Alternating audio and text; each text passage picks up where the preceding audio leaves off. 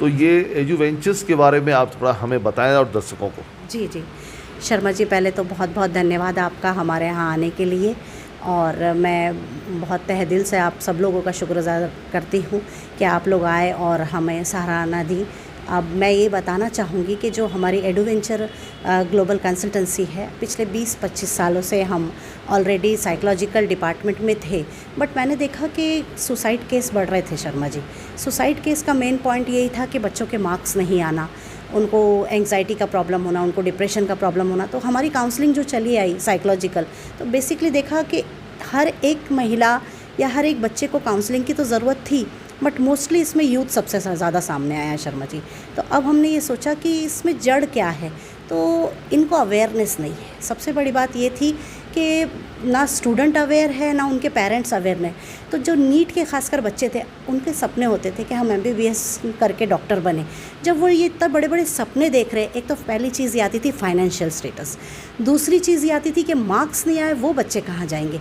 आज 6 लाख से ज़्यादा नीट एस्पिरेंट्स आ रहे हैं, 1 लाख गवर्नमेंट सीट पे चले जाते, बाकी के बच्चों का सपना कहाँ जाएगा। तो इसकी बारीकी जब मैं काउंसलिंग कर रही थी धीरे धीरे, तो मैंने यही समझा कि कहीं ना कहीं इसका मेन जड़ पकड़ी जाए, ये चालू कहाँ से होता है। अभी तक तो हम इंडिया लेवल पे चीज़ें कर रहे थे, फिर मेरे सेमिनार्स चालू हुए, काउंसलिंग डिपार्टमेंट को लेके साइकोलॉजिकल काउंसलिंग चालू हुई, स्किल डेवलपमेंट्स चालू हुआ, फैकल्टी इंचार्ज की पोस्ट मिली, तो मेरा जाना हुआ कज़ाकिस्तान, किर्गिस्तान, जॉर्जिया, रशिया। तो वहाँ की जो यूनिवर्सिटीज़ हैं, तो मैंने ये देखा कि जो बाकी के 5 लाख बच्चे हैं जो अपॉइंट नहीं हो पा रहे हैं, तो हमने यही सोचा कि ये बच्चे यहाँ क्यों जाते हैं, यहाँ क्या है जो इंडिया में नहीं है। तो मेन बेसिक यही था सर कि उनको सीट वहाँ अवेलेबल हो रही थी, यहाँ अवेलेबल नहीं हो रही थी। तो वो जो बच्चे, मैं आपको ये ओपन करना चाहती हूँ सबके सामने आपके चैनल के माध्यम से, कि 150 मार्क्स पे भी बच्चा MBBS कर सकता है और अपने सपनों को पूरी तरह से वो आगे जा सकता है लेके, और इसमें अपना पहला कदम बढ़ा सकता है। ना कि पर्सनली आप विजिट किए उस कंट्री में जाके, आपने देखा है? बिल्कुल, एक्चुअली मुझे ये था कि मेरी खुद की बेटी को मेरे को एडमिशन देना था, और मैं ये चाह रही थी कि मैं इंडिया में कराऊं, और मेरा ऑलमोस्ट श्रीनगर की तैयारी हो चुकी थी। हमारे घर के ही खुद 3 बच्चे और हैं इंदौर से रिलेटेड, तो मैं ये चाह रही थी कि हम सब बच्चों का इंडिया में कराएं। बट जब मेरे हस्बैंड जो कि डायरेक्टर है इस कंपनी के, को फाउंडर है, उन्होंने मुझसे ये बोला कि हम एक राउंड देखेंगे। तो मैंने जब देखा वहाँ पे ज़्यादातर इंडियन बच्चे थे। फिर कुछ चीज़ ऐसी हुई कि गवर्नमेंट ने मुझे अलाउ किया कि स्कॉलरशिप मिली है, तो गवर्नमेंट के थ्रू, छत्तीसगढ़ गवर्नमेंट और MP गवर्नमेंट के थ्रू हमने बच्चों को वहाँ लेकर गए एडमिशन्स के टाइम पे, कि उनकी पूरी रिस्पॉन्सिबिलिटी, उनका खाना पीना रहना, वो क्या करते हैं, कैसा उठते हैं, कैसा बैठते हैं, उनकी दिनचर्या क्या है। तो फिर मुझे महसूस हुआ कि मेरी बेटी खुद की अगर पढ़े तो वो अब्रॉड ही पढ़ना चाहिए, और मुझे सबसे कंफर्टेबल लगा कज़ाकिस्तान, किर्गिस्तान, अगर देखा जाए उज़्बेकिस्तान, ये दिल्ली से 3 घंटे के दूरी पर था शर्मा जी। और जो मैंने देखा इंडियन बच्चों की यूनिटी, इंडियन, पाकिस्तानी, बांग्लादेशी बच्चे जो यूनिटी में रहते हैं वहाँ पे, हम सोच भी नहीं पाएंगे वो एक दूसरे की किस तरह से हेल्प करते हैं। मैं बाकायदा उनके साथ गई, हमारा पूरा मीडिया ABP हमारे साथ कवर हुआ है वहाँ पे, क्या खा रहे हैं, क्या पी रहे हैं, कैसे रह रहे हैं, उनको रेस्टोरेंट्स में इंडियन खाना मिला कि नहीं मिला, everything was fine. Even currency जो है, यहाँ की करेंसी और वहाँ की करेंसी सेम नज़र आई। तो मुझे ऐसा लगा कि अगर मेरे बच्चे को, अगर मैं कोई दूसरे घर भेजती हूँ 6 साल को, एज़ देखा जाए तो मैं एक मुस्लिम कल्चर से बिलोंग करती हूँ, मेरे लिए मैटर नहीं रखता हूँ हिंदू मुस्लिम, बट स्टिल कुछ पीपल ऑर्थोडॉक्स है।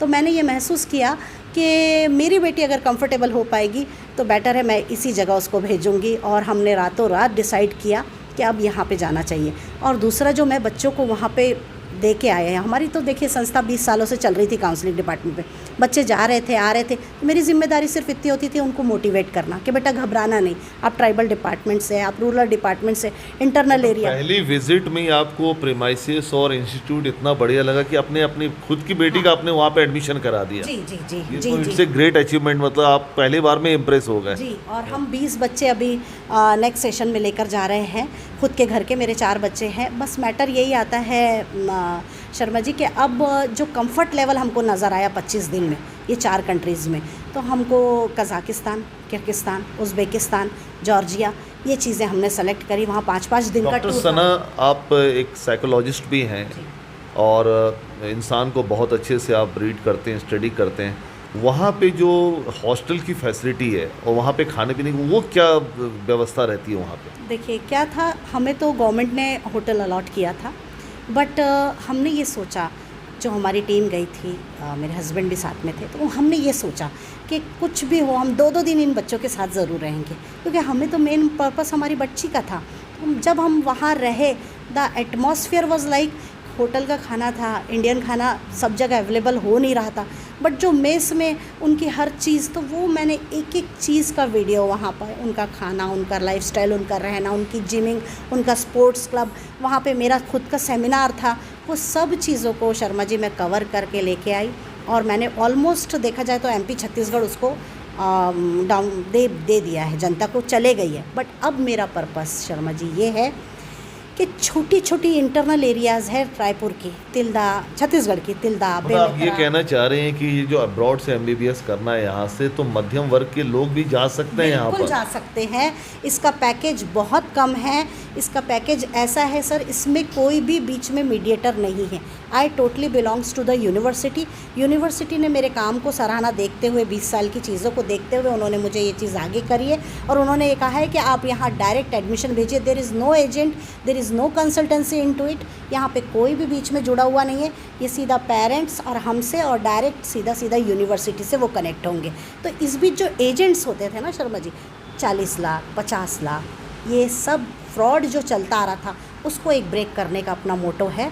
जो हम जो हमारा एडवेंचर ग्लोबल का एक जो नया हमने इस्टेब्लिश किया है यहाँ पे ब्रांच, तो हमारा मेन पर्पस यही है कि समाज और देखा जाए लोगों तक ये अवेयरनेस जाए कि भैया मिडिल क्लास के लोग कैसे अपने सपनों को कम कर सकते हैं। पीछे नहीं आना है बच्चों तुम लोगों को, we are there for there, और हम उनको आगे ले जा सकते हैं। जो जेन्युइन अमाउंट लगेगा उनका, उस अमाउंट पे वो कवर कर सकते हैं। बाकी हमारा यूट्यूब पे चैनल है, हमारी पब्लिसिटी ऑलरेडी हो रही है, अगर किसी को भी चाहिए इन्फॉर्मेशन हम देंगे, और जेन्युइन रेट पे जाके वो वहाँ एमबीबीएस कर सकते हैं। और इसका सेकंड पॉइंट ये है जो बहुत बड़ा इंपॉर्टेंट रखता है कि आप 700 मार्क में से 600 मार्क्स आते हैं तो एम्स में एडमिशन होता है, यहाँ एडमिशन होता है, वहाँ एडमिशन होता है।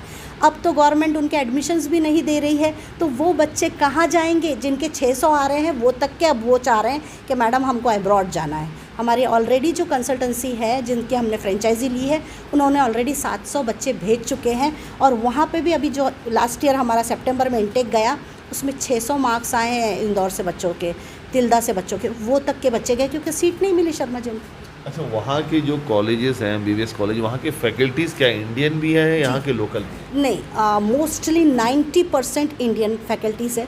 उसमें से मैं खुद एक फ़ैकल्टी बन के गई थी जो मोटिवेशनल स्पीकिंग का काम किया, स्किल डेवलपमेंट का काम